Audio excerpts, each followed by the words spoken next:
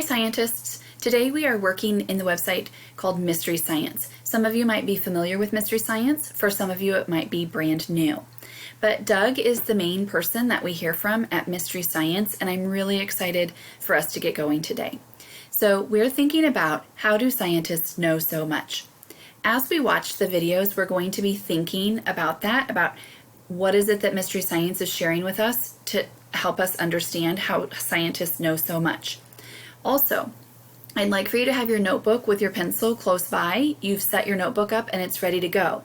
Throughout this video, there are going to be directions of things for you to do in your notebook. At any time, if you need to pause the video, please do that. When you pause the video, you are taking responsibility for your learning and you're doing what's right to help you understand what's going on. Okay, let's get started. Hi, it's Doug. Have you ever been walking, like in a park or a forest, and you found something that really got your attention? Well, that happened to me recently. I was in a forest, and I found this. It's a pine cone.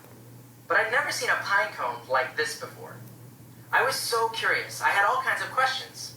So I came home and I got out some of my books that I have about trees. These books were written by scientists who study things like pine trees. Now, sometimes when I have a question, I find out that nobody knows the answer, and that's always exciting too. But a lot of times, there are answers to things that I'm curious about, and it's scientists who figured them out. Someone named Barina has a question about scientists. Let's give her a call now. Hi, Doug. Hi, Barina. I have a question for you. How do scientists know so much? That's a great question. To answer this question, it might be helpful to think about what scientists do when they work. Let me tell you a story about two scientists whose discoveries changed the way people think about the world. You see this thing right here? You might know what it is. It's a telescope.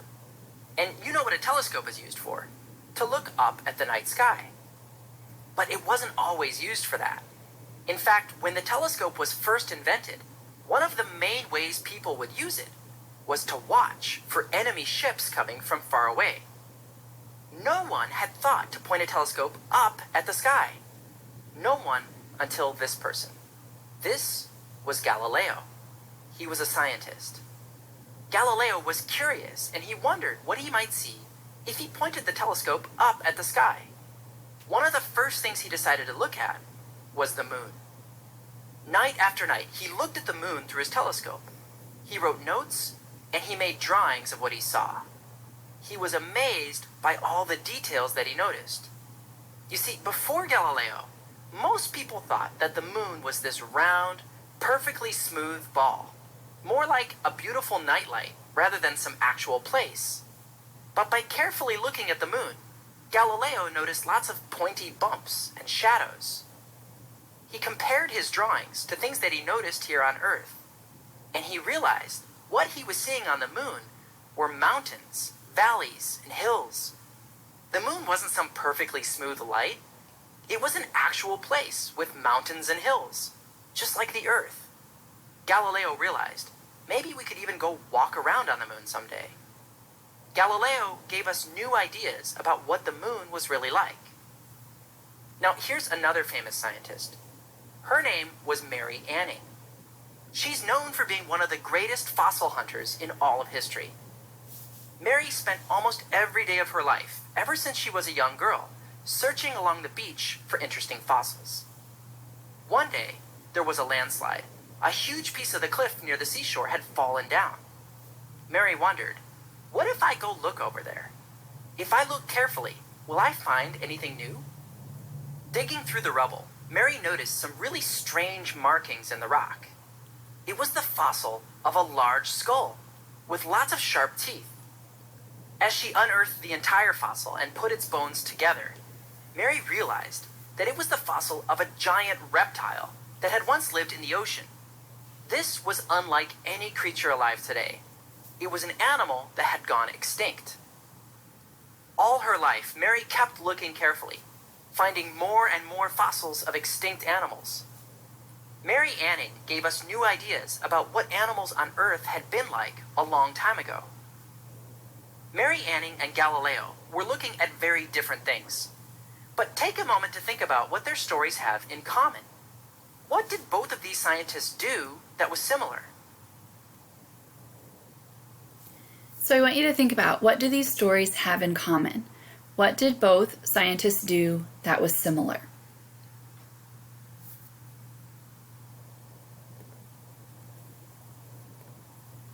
One thing you might have noticed is that both Galileo and Mary Anning started out being really curious about things around them.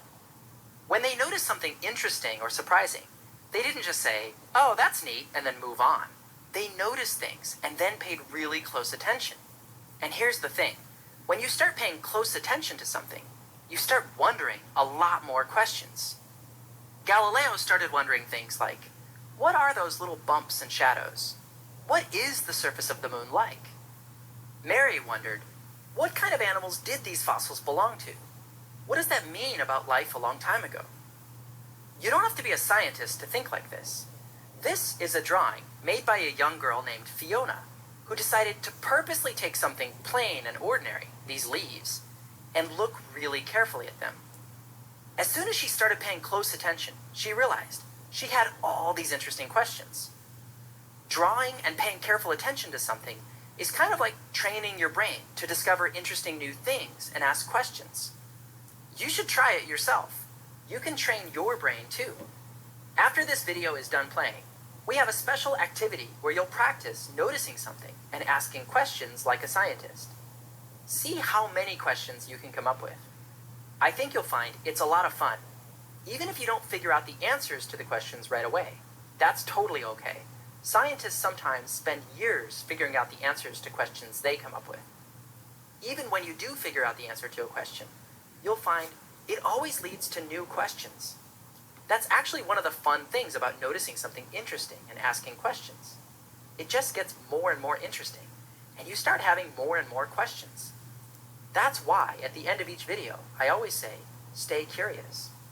There are so many interesting things out there to notice and wonder about. There are so many questions worth asking. So, in summary, the reason scientists know so much is because they pay close attention to lots of things, and they ask lots of questions. By doing this, sometimes they discover things no one has noticed before. That's all for this week's question. Thanks, Barina, for asking it. Now, I hope you'll try the activity. Have fun, and stay curious.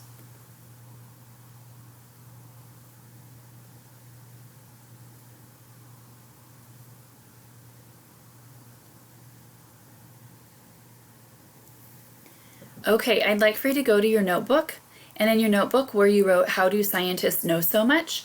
I would like for you to jot down an answer. If you can't remember, then in the video you can use the backup feature and drag it back a couple of minutes to listen back again to hear what Doug had to say. So please go to your notebook and answer using Doug's information about how do scientists know so much.